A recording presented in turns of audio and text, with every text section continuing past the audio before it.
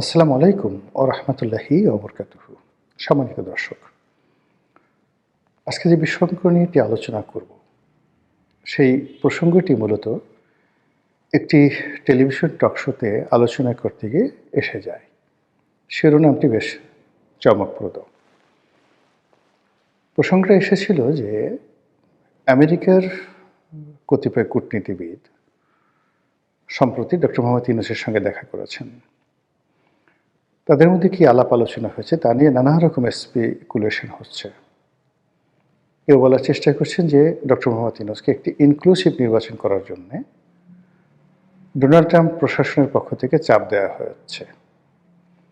এটা সত্য বা মিথ্যা আমরা বলতে পারবো না। এর কারণ হলো যে ডক্টর মোহাম্মদ ইউনূসের দপ্তর থেকে তার প্রেস সচিব বা অন্য কোনো গুরুত্বপূর্ণ ব্যক্তি এ ব্যাপারে কোনো কথা বলেনি।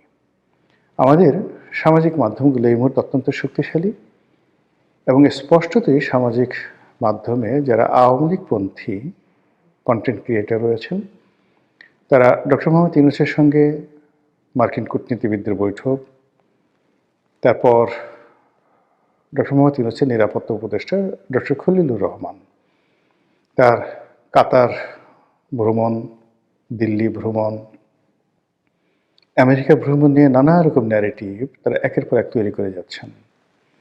তো তাদের বক্তব্য হলো যে আমেরিকা বা ট্রাম্প প্রশাসন মূলত ডক্টর মোহাম্মদ ইউনূসের প্রতি একটা চাপ প্রয়োগ করার জন্য একবার খলিল সাহেবকে ডেকে নিচ্ছেন, একবার তার রাষ্ট্রদূতকে পাঠাচ্ছেন, হোয়াট এভার মেবি। আবার অন্যদিকে আওয়ামী লীগ বিরোধী যে সকল কন্টেন্ট ক্রিয়েটার ছিলেন, এখন তারা নিজেদের সমস্যা নিয়ে এতটা ব্যস্ত, কেউ জামাত নিয়ে ব্যস্ত, কেউ বিএনপি নিয়ে ব্যস্ত, কেউ এনসিপি নিয়ে ব্যস্ত, ফলে আওয়ামী লীগ নিয়ে পেন্স করা বা তাদেরকে খোঁটা দেওয়া বা তাদের বিরুদ্ধে একটা ন্যারেটিভ তৈরি করার মতো সময় এখন আর সামাজিক মাধ্যমে আওয়ামী লীগ বিরোধী যারা লোকজন রয়েছে তাদের নেই বললেই চলে। আর এই সুযোগটিকে পরিপূর্ণভাবে কাজে লাগিয়ে আওয়ামী লীগ এখন জলে, স্থলে, অন্তরিক্ষে। তারা একদিকে ডক্টর মোহাম্মদ ইউনূস, অন্যদিকে জামাতের যারা লোকজন রয়েছেন, অন্যদিকে এনসিপির যারা লোকজন রয়েছেন, এমনকি জুলাই আগস্ট বিপ্লব নিয়েও নানা রকম ন্যারেটিভ তৈরি করে ফেলেছে। ইতিমধ্যে যে ঘটনাগুলো ঘটেছে তা হলো যে জুলাই বিপ্লব, জুলাই আন্দোলনের পক্ষের যে কর্তা ব্যক্তি যারা ছিলেন, তাদের বিরাট অংশকে আমরা এখন দেখতে পাচ্ছি না। আপনারা কি গত ১ মাসে জনাব ফরহাদ মাজাহারের কোনো বক্তব্য শুনেছেন? শুনেননি। কিংবা সরকারে খুব প্রভাবশালী দুজন ব্যক্তিত্ব, জনাব নাহিদ ইসলাম, তিনি বের হয়ে এসে এনসিপি করলেন। এখন নাহিদ ইসলামকে নিয়ে আর তেমন মাতামাতি নেই। জনাব মাহফুজ, যিনি তথ্যমন্ত্রীর দায়িত্ব ছিলেন বা মন্ত্রণালয়ের দায়িত্ব ছিলেন তিনি, আর আসিফ মাহমুদ সজীব ভুঁইয়া, বাংলাদেশ প্রতিষ্ঠিত হওয়ার পর কোনো একক ব্যক্তি যদি একাধিক মন্ত্রণালয় নিয়ন্ত্রণ করে, যাকে বলা হয় প্রভাব প্রতিপত্তির একটা ইতিহাস তৈরি করতে পারে, তো সেই ভদ্রলোক সেই কাজটি করেছেন। এখন তিনিও এই নির্বাচন উপলক্ষে মন্ত্রিপরিষদ থেকে পদত্যাগ করে রীতিমতো একটা বেহাল দশায় পথে ঘাটে ঘুরে বেড়াচ্ছেন। নির্বাচনের মাঠ কতটা জটিল, কতটা কঠিন এবং কতটা নির্মম, এখন যারা নির্বাচনের মাঠে ঘুরে বেড়াচ্ছেন, সেটা হাসনাত আবদুল্লাহ বলেন, শেরজিজ বলেন, তাসনিম জারা বলেন, কিংবা নাসিরুদ্দিন পাটোয়ারি, তারা হাড়ে হাড়ে টের পাচ্ছেন যে রাজনীতি কাকে বলে, ইলেকশন কাকে বলে। তো সরকারি মদদে রাজনীতি করা বা সরকারি মদদে প্রতিপক্ষকে গালাগাল দেওয়া আর নির্বাচনের ময়দানে প্রতিপক্ষকে মোকাবেলা করা যে কত কঠিন এবং বাস্তবতা, তা এখন তারা হাড়ে হাড়ে টের পাচ্ছেন। তো এই অবস্থায় আওয়ামী লীগকে আক্রমণ করা, শেখ হাসিনাকে খোঁটা দেওয়া বা অন্য কোনো বিষয়, এটা নিয়ে মূলত এই গত ১৭ মাসে যারা ব্যস্ত ছিলেন তাদের এই মুহূর্তে কোনো সময় নেই। বিএনপির অন্তর্দ্বন্দ্ব, কলহ, বিবাদ চূড়ান্ত পর্যায়ে। জনাব তারেক রহমান সাহেব আসছেন, বিরাট একটা আবহ তিনি তৈরি করছেন এবং ক্রমশ তিনি ধীরে ধীরে তিনি যে একজন সাধারণ নাগরিক, সাধারণ ভোটার, সাধারণ এমপি প্রার্থী, কিংবা ধরুন বিএনপির চেয়ারপারসন বা চেয়ারম্যান, এই পদের বাইরে তার যে কোনো সুপারম্যান শিপ নেই, তার হাতে কোনো জাদুর বাক্স নেই, কাঠি নেই। এটি ক্রমশ এই মুহূর্তগুলো কেটে যাচ্ছে এবং তিনি খুব সাধারণ একজন মানুষ রূপে সমাজে বিচরণ করছেন এবং তাকে কেন্দ্র করে যে গত কয়েকদিন, ধরুন অলমোস্ট 10 দিন, তিনি এলেন ডিসেম্বরের 25 তারিখে। সেখান থেকে জানুয়ারির 5 তারিখ পর্যন্ত তাকে কেন্দ্র করে যে ভাইবটি ছিল, এটি এখন কমতে, কমতে, কমতে, কমতে মানে একেবারে স্বাভাবিক অবস্থায় চলে আসছেন। এখন তার মধ্যে, জামাতের আমিরের মধ্যে কিংবা এনসিপি নাহিদের মধ্যে আসলে কতটুকু পার্থক্য রয়েছে এটি বোঝা যাবে আরও সপ্তাহখানিক পর। তিনি ইতিমধ্যে ডক্টর মোহাম্মদ ইউনূসের সঙ্গে দেখা করেছেন, তার মায়ের স্মরণ সভা হয়েছে। তো তাকে কেন্দ্র করে নানা রকম, তিনি যে একজন মহামানব, অতি ভদ্র মানুষ, তার যে অনেক সুপার কতগুলো কোয়ালিটি রয়েছে ইত্যাদি নানা বিষয় খাওয়ানোর চেষ্টা করা হচ্ছে, ব্র্যান্ডিং করার চেষ্টা করা হচ্ছে অত্যন্ত, যাকে বলা হয় ম্যাথমেটিক্যালি। কিন্তু এগুলো 24 ঘন্টার বেশি মানুষকে আকর্ষণ করে না। মানুষ তার চিরাচরিত সমস্যার মধ্যেই থাকতে চায়। তো এইরকম যে বহুমুখী সমীকরণ, বহুমুখী যাকে বলা হয় ধ্যান ধারণা, চিন্তা চেতনা, সন্দেহ, অবিশ্বাস, তারপরে নানা রকম আশা আকাঙ্ক্ষা, স্বপ্ন, সব কিছুর মধ্যে মানুষ যে নিজেদের আশা খুঁজে, ঠিকানা খুঁজে, ঠিক নাটোরের বনলতা সেনের মতো, যেগুলো অসম্ভব, হবে না, যেগুলো কোনো বাস্তব ভিত্তি নেই, কিন্তু শুনতে ভীষণ রকম মজা লাগে, কল্পনা করতে ভীষণ রকম তৃপ্তিবোধ হয়। এই বিষয়গুলোর দিকে মানুষের আকাঙ্ক্ষা বেশি এবং সেইগুলো নিয়ে সামাজিক মাধ্যমে তোলপাড় হয়। আর তারই ধারাবাহিকতায় ডক্টর মোহাম্মদ ইউনূসের সঙ্গে এই যে আমেরিকান যারা রাষ্ট্র দূত বা আমেরিকার যারা রাষ্ট্রীয় প্রতিনিধি এলেন, তারা এসে তাকে যেটা বললেন, কি বলেছেন আমরা জানি না, তার প্রেক্ষিতে হঠাৎ করে আজব একটা বিষয় এলো। ডক্টর মোহাম্মদ ইউনূস বললেন যে আওয়ামী লীগ তাদের সঙ্গে রিকনসিলিয়েশন হতে পারে যদি তারা সরি বলে, দুঃখ প্রকাশ করে। আর এই যে আওয়ামী লীগের সঙ্গে রিকনসিলিয়েশন বা আওয়ামী লীগের সরি বলা, দুঃখ প্রকাশ করা, অপরাধ স্বীকার করা, এই বিষয়গুলো নিয়ে নানা সময় ডক্টর মোহাম্মদ ইউনূসের যে প্রেস সচিব আছে তিনি বিভিন্ন রকম কটূক্তি করেছেন।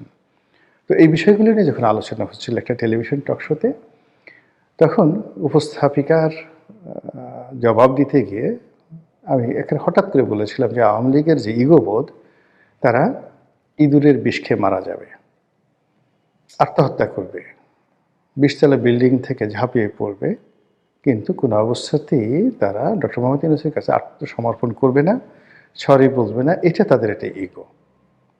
তো এই বক্তব্যটি অনেকটা ভাইরাল হয়ে যাওয়ার পরে আমার কাছে মনে হলো যে এই বিষয়টি নিয়ে আরেকটু বিস্তারিত আলোচনা করা দরকার। আমাদের দেশের যে রাজনীতি, সেই রাজনীতির মধ্যে প্রতিহিংসা একটা বিরাট ফ্যাক্টর। কোনো রাজনীতিবিদদের মধ্যে যদি এই বাংলায় কোনো প্রতিহিংসা ঢুকে যায়, সে পদ পদবি পাওয়ার সঙ্গে সঙ্গে উইদিন 24 ঘন্টার মধ্যে তার সেই প্রতিহিংসা সে চরিতার্থ করবেই। এর বাইরে অন্য কিছু থাকতে পারে অন্য জাতির ইতিহাসে, কিন্তু বাঙালি জাতির ইতিহাসে সেটা নেই। কাজেই এখানে প্রতিনিয়ত প্রতিহিংসা রাজনীতি হচ্ছে এবং হবে। 2 নম্বর হলো যে যখন কোনো একটা মানুষ রাষ্ট্র ক্ষমতায় বসে, মানে যদি ইভেন 24 ঘন্টার জন্য আপনি কাউকে কোনো পদ পদবিতে বসিয়ে দেন, ওর মধ্যে একটা অহমিকা চলে আসে। সে নিজেকে অভিজাত ভাবতে শুরু করে, নিজেকে ব্লেসড, আল্লাহর যাকে বলা হয় আশীর্বাদ পুষ্ট ভাবতে শুরু করে, ইত্যাকার নানা বিষয়াদি সেখানে রয়েছে। তো সেই দিক থেকে আওয়ামী লীগ সেই 1954 থেকে কখনো রাজপথ কাঁপিয়েছে, কখনো রাজপ্রাসাদ কাঁপিয়েছে, কখনো সিংহাসন কাঁপিয়েছে, বহু ভালো কাজ করেছে, বহু মন্দ কাজ করেছে। তো এই কাজ করতে গিয়ে তাদের একটা ধারণা যে তাদের সঙ্গে বিট করার মতো বা তাদের পাশাপাশি বসার মতো এই পাক ভারত উপমহাদেশে যদি কোনো দল থাকে, সেটা কংগ্রেস হতে পারে, সেটা মুসলিম লীগ হতে পারে, যদি কোনো ব্যক্তিত্ব থাকে সেটা জুলফিকার আলী ভুট্টো হতে পারে, কায়েদে আজম মোহাম্মদ আলী জিন্নাহ হতে পারে, পণ্ডিত জওহরলাল নেহেরু এবং তার বংশধররা হতে পারে। এইরকম একটা অহমিকা বোধ তাদের মধ্যে কাজ করে। এটাকে আমি অহংকার বলতে পারি, দাম্ভিকতা বলতে পারি, কিন্তু আওয়ামী লীগ এটাকে মনে করে তাদের এটা লিগেছি। এবং আপনি দেখবেন আওয়ামী লীগের লোকজন কথায় কথায় তাদের নেত্রীকে বঙ্গবন্ধু কন্যা, গণতন্ত্রের মানুষ কন্যা ইত্যাদি নানা রকম উপাধি দিয়ে মূলত যে কাজটি করতে চায় যে তাদের নেত্রীর সমপর্যায়ের সামাজিক মর্যাদা, রাজনৈতিক মর্যাদা, পারিবারিক ঐতিহ্য এই কোনো জিনিসই অন্য কারোর নেই। তো সেই দিক থেকে ডক্টর মোহাম্মদ ইউনূসকে তারা তাচ্ছিল্য করে। কিভাবে করে? এই যে ৬,০০০ টাকা বেতন পেতেন, মানে ডক্টর মোহাম্মদ ইউনূস যখন গ্রামীণ ব্যাংকের ম্যানেজিং ডিরেক্টর ছিলেন যে সময়টিতে, তখন আসলে ৬,০০০ টাকার কিন্তু অনেক দাম, খুবই দাম। উনি এমডি হয়েছেন যে সনে সরকারি বেতন পেতেন ৬,০০০ টাকা। তখন হয়তো বিসিএস স্টার্টিংয়ে ৭৫০ টাকা স্কেল ছিল। কিন্তু ওই যে মেজর জিয়াকে বলা হয় ৪০০ টাকার মেজর। তো ৪০০ টাকার মেজর বলতে যখন প্রেসিডেন্ট জিয়াউর রহমান ৪০০ টাকা বেতন পেতেন, তখন ১ ভরি স্বর্ণের মূল্য ছিল মাত্র ৬০ টাকা, ৬০ টাকা। তো সেই ৬০ টাকা যদি ভরি হয়, ৪০০ টাকাতে তিনি কয় ভরি স্বর্ণ পেতেন? এখন মানে ২.৫ লাখ টাকা করে স্বর্ণের ভরি। তো তার বেতন এই জমানাতে কত টাকা হতো? তো এরকম এই জিনিসগুলো আওয়ামী লীগ বিচার বিশ্লেষণ না করে শুধু জিয়াউর রহমান সাহেবকে ছোট করার জন্য খোঁটা দেবে ৪০০ টাকার মেজর। আবার যেই সময়টিতে উনি ৬,০০০ টাকা বেতন পেতেন, তখন প্রধানমন্ত্রীর বেতন কত ছিল? এমপিদের বেতন কত ছিল? মানে ওগুলো বলার মতো না, খুবই অল্প বেতন ছিল। হয়তো এমপিদের বেতন ২,০০০ টাকা ছিল। কিন্তু ওই যে বলার যে ৬,০০০ টাকার একজন মানুষ এই কাজগুলো করেছেন, এত টাকা আসলো কোত্থেকে? হাজার হাজার কোটি টাকা, এত শিল্প কলকারখানা কোথায় পেলেন? এগুলো নিয়ে আওয়ামী লীগ ব্যঙ্গ করে। তারপরে আওয়ামী লীগ ব্যঙ্গ করে যে আমরা তাকে চাকরি দিয়েছি, আমরা তাকে ব্যাংক দিয়েছি, আমরা তাকে এটা করেছি, ওটা করেছি বলে খোঁটা দিয়ে দিয়ে এখন তিনি যে কোনো একটা পরিবেশ পরিস্থিতি, যেটা আমার বলা ঠিক হবে না, তিনি ক্ষমতায় বসেছেন। তাতে কি হয়েছে? আমরা গলায় দড়ি দিয়ে মরবো, বিষ খেয়ে মরবো। কিন্তু এই লোকের কাছে ৬,০০০ টাকা যার বেতন, তার কাছে গিয়ে আমাদের under the reconciliation rules and regulation আমাদেরকে সরি বলতে হবে, হাত জোড় করে ক্ষমা চাইতে হবে। এটা সম্ভব নয়। এই গেল একটা। অন্য আর একটা পক্ষে তারা বলার চেষ্টা করছে যে এখানে রিকনসিলিয়েশন আসছে কেন? রিকনসিলিয়েশন আসে যখন এটি ব্যক্তির অপরাধ থাকে, সে তার অপরাধ স্বীকার করে। কিন্তু যখন গ্রুপ অফ গ্যাং থাকে, একটা দল, একটা রাষ্ট্র, একটা সরকার কম্বাইন্ডলি অপরাধ করে, অপরাধ সংগঠিত করে, তখন সেখানে আসলে ফৌজদারি দণ্ডবিধি অনুযায়ী তাদেরকে কালেকটিভ ওয়েতে বিচার করা ছাড়া কোনো ওয়ে থাকে না। এখানে জেনারেল মার্সির কোনো বিষয় থাকে না। তো আওয়ামী লীগ তার সরকার থাকা অবস্থায় যে অন্যায়গুলো করেছে, দুর্নীতিগুলো করেছে, সেগুলো বিচার চলছে। আমাদের সাধারণ কোর্টে বিচার চলছে, আইসিটিতে বিচার চলছে, আরও বিচার হবে। এগুলো তো হচ্ছে। এখানে সরি বললে কি আমাদের সেই বিচার বন্ধ করে দেবে? তারা যদি এখন ভুল স্বীকার করে যে আমরা ভুল করেছি, তাহলে কি এই বিচার বন্ধ হয়ে যাবে? তাদেরকে জেলখানা থেকে ছেড়ে দেওয়া হবে? প্রশ্নই আসে না। ফলে বিষয়টা হলো এরকম যে বিচারের কাজ চলতে থাকুক, বিচার হতে থাকুক, যারা অপরাধী তারা শাস্তি পাক, আর যারা অপরাধ করেনি তারা মুক্ত থাকুক এবং তারা রাজনীতি করুক। এবং এই যে রাজনীতি, এটাকে আপনি কোনো সংজ্ঞার মধ্যে ফেলবেন না। এটা যে কোনো রাজনীতিবিদ, যে কোনো জনগণ, যে কোনো মানুষ, স্বাধীন দেশের নাগরিক, তার একটি মৌলিক অধিকার। তো সেই মৌলিক অধিকারের জন্য আমাকে কেন রিকনসিলিয়েশনে যেতে হবে, ডক্টর মোহাম্মদ ইউনূসের কাছে মাপ চাইতে হবে, এই কথাগুলো নিয়ে আওয়ামী লীগের লোকজন বিতর্ক করছে। আর এরই প্রেক্ষিতে আমি ওই যে শব্দটি, যে তারা বিষ খেয়ে মরবে, ইঁদুরের বিষ খেয়ে মরবে, কিন্তু তারা মাপ চাইবে না। আশা করি আপনারা বুঝতে পেরেছেন। মহান আল্লাহ আমাদের সবাইকে হেদায়েত দান করুন এবং হেফাজত করুন। আসসালামু আলাইকুম ওয়া রাহমাতুল্লাহি ওয়া বারাকাতুহু।